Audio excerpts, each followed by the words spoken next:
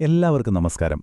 നമ്മുടെ വിളിയും തിരഞ്ഞെടുപ്പും ഇതൊക്കെ വെറുമൊരു ടൈറ്റിലാണോ, അതോ ഇതൊരു യാത്രയാണോ?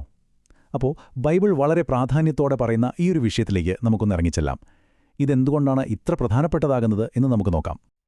അപ്പോൾ നമ്മുടെ ഈയൊരു ചർച്ചയുടെ എല്ലാം അടിസ്ഥാനമെന്ന് പറയുന്നത് ഈയൊരു വാക്യമാണ്.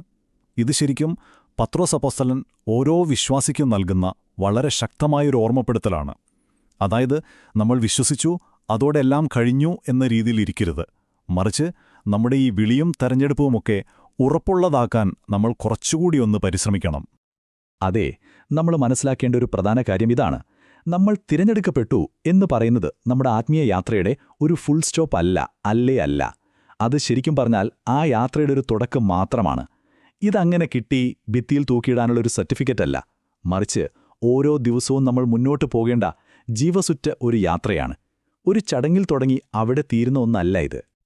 ശരി, അപ്പോൾ ഈ ഒരു വിഷയം നമുക്ക് കൂടുതൽ വ്യക്തമായി മനസ്സിലാക്കാൻ നമ്മൾ ഈ 5 കാര്യങ്ങളിലൂടെയാണ് കടന്നുപോകാൻ പോകുന്നത്. ആദ്യം നമ്മൾ ദൈവത്തിന്റെ തെരഞ്ഞെടുപ്പ് എന്താണെന്ന് നോക്കും, പിന്നെ എന്തിനാണത് ഉറപ്പാക്കേണ്ടതെന്ന് ചർച്ച ചെയ്യും, അത് കഴിഞ്ഞ് എങ്ങനെ അത് ഉറപ്പാക്കാമെന്നും അതിലൂടെ ലഭിക്കുന്ന ഉറപ്പുള്ള ജീവിതത്തെക്കുറിച്ചും അവസാനം നമ്മളെ കാത്തിരിക്കുന്ന ആ വലിയ മഹത്വത്തെക്കുറിച്ചും സംസാരിക്കും. ഓക്കെ, അപ്പോൾ നമുക്ക് ആദ്യത്തെ ഭാഗത്തേക്ക് കടക്കാം. ആദ്യം തന്നെ എന്താണ് ഈ തെരഞ്ഞെടുപ്പ് എന്ന് പറയുന്നതുകൊണ്ട് അർത്ഥമാക്കുന്നത്? നമുക്ക് അവിടെ നിന്ന് തുടങ്ങാം. അതായത്, തിരഞ്ഞെടുപ്പ് എന്ന് പറയുമ്പോൾ അത് നമ്മുടെ എന്തെങ്കിലും ഒരു കഴിവോ യോഗ്യതയോ അല്ലെങ്കിൽ നമ്മൾ ചെയ്ത ഏതെങ്കിലും നല്ല കാര്യമോ കണ്ടിട്ട് ദൈവം തീരുമാനിക്കുന്ന ഒന്നല്ല, ഒരിക്കലുമല്ല. ബൈബിൾ വളരെ വ്യക്തമായി പറയുന്നൊരു കാര്യമുണ്ട്. ഇത് പൂർണ്ണമായും ദൈവത്തിന്റെ ഒരു പരമാധികാര തീരുമാനമാണ്. നമ്മൾ ദൈവത്തെക്കുറിച്ച് ചിന്തിക്കുന്നതിനും അവിടത്തെ അന്വേഷിക്കുന്നതിനുമൊക്കെ എത്രയോ മുൻപ് ദൈവം നമ്മളെ പേര് ചൊല്ലി തിരഞ്ഞെടുത്തു എന്നാണ് വചനം പറയുന്നത്.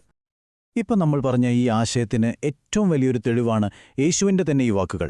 നോക്കൂ, നിങ്ങൾ എന്നെ തെരഞ്ഞെടുത്തതല്ല, ഞാൻ നിങ്ങളെ തെരഞ്ഞെടുത്തു. ഇതിൽ കൂടുതൽ വ്യക്തമായി ഇതെങ്ങനെയാ പറയുക, അല്ലേ? അപ്പോൾ നമ്മുടെ തെരഞ്ഞെടുപ്പിൻ്റെ തുടക്കം നമ്മളിൽ നിന്നല്ല, അത് ദൈവത്തിൽ നിന്നാണ്. ഈ സത്യം ബൈബിളിൽ അത്രയധികം ഉറപ്പിച്ചു പറയുന്നുണ്ട്. അപ്പോൾ ഇവിടെ നമ്മൾ 2 വാക്കുകൾ കാണുന്നുണ്ട്, വിളി എന്നും തിരഞ്ഞെടുപ്പെന്നും. ഇത് രണ്ടും തമ്മിലൊരു ചെറിയ വ്യത്യാസമുണ്ട്. അത് മനസ്സിലാക്കുന്നത് വളരെ നല്ലതാണ്. നോക്കൂ, തിരഞ്ഞെടുപ്പ് എന്ന് പറയുന്നത് ലോകമുണ്ടാകുന്നതിന് മുൻപ് നിത്യതയിൽ വെച്ച് ദൈവം എടുത്ത ഒരു തീരുമാനമാണ്. എന്നാൽ വിളി എന്ന് പറയുന്നത് നിത്യതയിലെ ആ തീരുമാനം നമ്മുടെ ജീവിതത്തിൽ, നമ്മൾ ജീവിച്ചിരിക്കുന്ന ഈ കാലത്ത് സുവിശേഷം കേൾക്കുന്നതിലൂടെ യാഥാർത്ഥ്യമാകുന്ന ആ ഒരു നിമിഷമാണ്. അപ്പോൾ ഒന്ന് നിത്യതയിൽ സംഭവിച്ചു, മറ്റൊന്ന് നമ്മുടെ ജീവിതത്തിൽ സംഭവിക്കുന്നു. സിമ്പിളായി പറഞ്ഞാൽ അതാണ് വ്യത്യാസം. ശരി, അപ്പോൾ നിങ്ങളുടെ മനസ്സിൽ സ്വാഭാവികമായും ഒരു ചോദ്യം വരാം. ദൈവം നമ്മളെ തെരഞ്ഞെടുത്തതാണെങ്കിൽ പിന്നെ നമ്മൾ എന്തിനാ അത് ഉറപ്പാക്കാൻ വേണ്ടി ഇങ്ങനെ കഷ്ടപ്പെടുന്നത്? അത് ഓൾറെഡി ഉറപ്പുള്ള കാര്യമല്ലേ? എന്തിനാണ് പത്രോസ് അത് ഉറപ്പാക്കാൻ ഇത്രയധികം നമ്മളെ പ്രോത്സാഹിപ്പിക്കുന്നത്? വളരെ നല്ലൊരു ചോദ്യമാണ്. അപ്പം നമുക്കതിൻ്റെ കാരണങ്ങളിലേക്ക് ഒന്ന് കടക്കാം. പ്രധാനമായും 2 അപകടങ്ങളെക്കുറിച്ചാണ് പത്രോസ് നമുക്ക് മുന്നറിയിപ്പ് തരുന്നത്. അതുകൊണ്ടാണ് നമ്മളെപ്പോഴും ജാഗ്രതയോടെ ഇരിക്കേണ്ടത്. അതിലൊന്നാമത്തേത് ആത്മീയമായൊരു അലസത വരാനുള്ള സാധ്യതയാണ്. രണ്ടാമത്തേത് ഒരു വ്യാജമായ ഉറപ്പിൽ ജീവിക്കാനുള്ള സാധ്യതയും. നമുക്ക് ആദ്യത്തെ അപകടം നോക്കാം. ദൈവം എന്നെ തെരഞ്ഞെടുത്തതാണല്ലോ, ഇനി ഞാൻ എന്ത് ചെയ്താലും കുഴപ്പമില്ല എന്നൊരു ചിന്ത. ഇതൊരു വലിയ അപകടമാണ്. അതായത്, നമ്മുടെ തെരഞ്ഞെടുപ്പിനെ ഒരു ലൈസൻസ് പോലെ ഉപയോഗിക്കുക. എന്തിനുള്ള ലൈസൻസ്? ആത്മീയമായി ഒന്നും ചെയ്യാതെ മടിപിടിച്ചിരിക്കാനും പാവവുമായിട്ടൊക്കെ ഒരു കോംപ്രമൈസ് ആകാനും. പക്ഷേ ബൈബിൾ പഠിപ്പിക്കുന്നത് ഇതിന്റെ നേരെ ഓപ്പോസിറ്റാണ്. ദൈവത്തിന്റെ കൃപ നമ്മളെ പാപത്തിൽ നിന്ന് സ്വാതന്ത്ര്യത്തിലേക്കും വിശുദ്ധിയിലേക്കും നയിക്കാനാണ്, അല്ലാതെ പാപത്തിൽ ജീവിക്കാൻ ഒരു അനുവാദം തരാനല്ല. പൗലോസ് അപ്പോസ്തലൻ റോമർ 6-ാം അധ്യായത്തിൽ ഇതേക്കുറിച്ച് വളരെ ശക്തമായി സംസാരിക്കുന്നുണ്ട്. ഇനി രണ്ടാമത്തെ അപകടം, യേശുവിൻ്റെ തന്നെ ഈ വാക്കുകൾ കേൾക്കുമ്പോൾ നമുക്കതിൻ്റെ ഗൗരവം മനസ്സിലാകും. എന്നോട് കർത്താവേ കർത്താവേ എന്ന് പറയുന്ന എല്ലാവരുമല്ല സ്വർഗ്ഗരാജ്യത്തിൽ കടക്കുന്നത്. ഇത് ശരിക്കും നമ്മളെ ഒന്ന് ചിന്തിപ്പിക്കേണ്ട ഒരു കാര്യമാണ്. അതായത്, വെറുതെ പുറമേ കാണിക്കുന്നൊരു ഭക്തിയോ അല്ലെങ്കിൽ ചുണ്ടുകൊണ്ട് കർത്താവേ എന്ന് വിളിക്കുന്നതോ അല്ല കാര്യം. പിതാവിന്റെ ഇഷ്ടം ചെയ്യുന്നൊരു ജീവിതം നമുക്കുണ്ടോ എന്നതാണ് ചോദ്യം.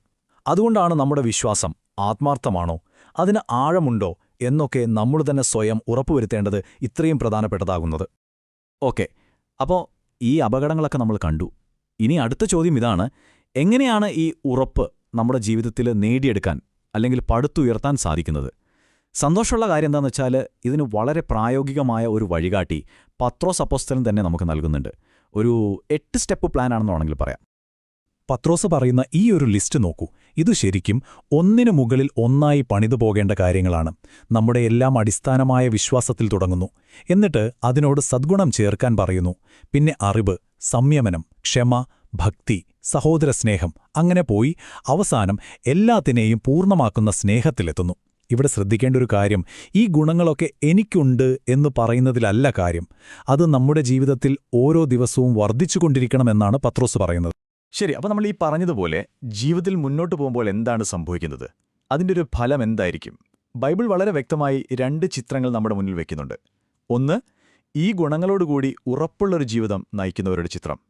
2, അങ്ങനെ അല്ലാത്തവരുടെ ചിത്രം. ആദ്യം നമുക്ക് ആ നല്ല ചിത്രം കാണാം. നമ്മൾ നേരത്തെ പറഞ്ഞ ആ ഗുണങ്ങളൊക്കെ നമ്മുടെ ജീവിതത്തിൽ ഇങ്ങനെ വളർന്നു വരുമ്പോൾ എന്തൊക്കെയാണ് സംഭവിക്കുന്നതെന്ന് നോക്കൂ.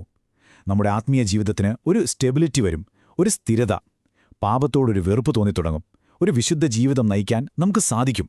ഏറ്റവും പ്രധാനമായി ദൈവത്തോട് നമുക്കൊരു അടുപ്പം അനുഭവപ്പെടും. പത്രോസ് നൽകുന്ന ഗ്യാരണ്ടി എന്താണെന്നറിയുമോ? ഇങ്ങനെയൊക്കെ നിങ്ങൾ ചെയ്യുകയാണെങ്കിൽ നിങ്ങൾ ഒരു നാളും ഇടറി വീഴുകയില്ല. എന്തൊരു വലിയ ഉറപ്പാണത്! എന്നാൽ ഇതിന്റെ മറ്റേ വശം, അത് ശരിക്കും നമ്മളെ പേടിപ്പെടുത്തുന്ന ഒന്നാണ്. പത്രോസ് ഉപയോഗിക്കുന്ന ഭാഷ നോക്കൂ. ഈ ഗുണങ്ങൾ വർദ്ധിപ്പിക്കാത്തൊരാൾ ആത്മീയമായ ഒരു കുരുടനെ പോലെയാണ്. അയാൾക്ക് ദൂരെ കാഴ്ചയില്ല, തൊട്ടുമുന്നിലുള്ള കാര്യങ്ങൾ മാത്രമേ കാണാൻ പറ്റൂ. അതിലും സങ്കടകരമായ കാര്യം എന്താണെന്ന് വെച്ചാൽ, ദൈവം ക്ഷമിച്ച തന്റെ പഴയ പാപങ്ങളെക്കുറിച്ച് പോലും അയാൾ മറന്നുപോകുമെന്നാണ് പറയുന്നത്. ഇതിലും വലിയൊരു ആത്മീയ ദുരന്തം വേറെന്താണുള്ളത്, അല്ലേ?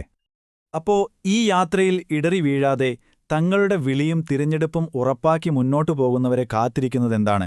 ആ അവസാനത്തെ ഏറ്റവും മഹത്വകരമായ പ്രതിഫലം എന്താണെന്ന് നമുക്ക് നോക്കാം.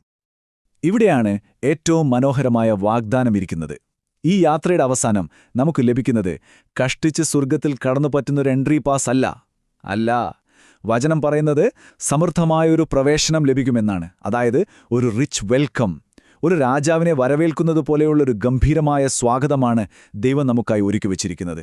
അതൊരു സാധാരണ വരവായിരിക്കില്ല, അതൊരു ആഘോഷമായിരിക്കും. അപ്പോൾ എന്തൊക്കെയാണ് ആ ഗംഭീരമായ വരവേൽപ്പിൽ നമ്മളെ കാത്തിരിക്കുന്നത്? ഒന്നാമതായി, തലകുനിച്ചുകൊണ്ടല്ല, മറിച്ച് ധൈര്യത്തോടെ, ലജ്ജയില്ലാതെ നമുക്ക് പ്രവേശിക്കാൻ സാധിക്കും. രണ്ടാമതായി, നമ്മുടെ യാത്രയുടെ അവസാനം കണ്ണുനീരോടെ ആയിരിക്കില്ല, മറിച്ച് സന്തോഷത്തോടെയായിരിക്കും. പിന്നെ ഈ ഓട്ടം വിജയകരമായി പൂർത്തിയാക്കിയ എല്ലാവർക്കുമായി ദൈവം ഒരുക്കി വെച്ചിരിക്കുന്ന ആ മഹത്വത്തിന്റെ കിരീടം. അതുകൊണ്ട് നമ്മൾ ഓർക്കേണ്ട കാര്യം ഇതാണ്: നമ്മുടെ ജീവിതത്തിൽ ദൈവത്തിന്റെ ഈ തെരഞ്ഞെടുപ്പ് ഉറപ്പാക്കുന്നതൊരു ഭാരപ്പെട്ട ജോലിയോ കടമയോ അല്ല, മറിച്ച് അത് ഈ ലോകത്ത് ജീവിക്കുമ്പോൾ നമുക്ക് സമാധാനം തരുന്ന, വരാനിരിക്കുന്ന ലോകത്തെക്കുറിച്ച് വലിയ പ്രത്യാശ നൽകുന്ന ഒരു അനുഗ്രഹമാണ്.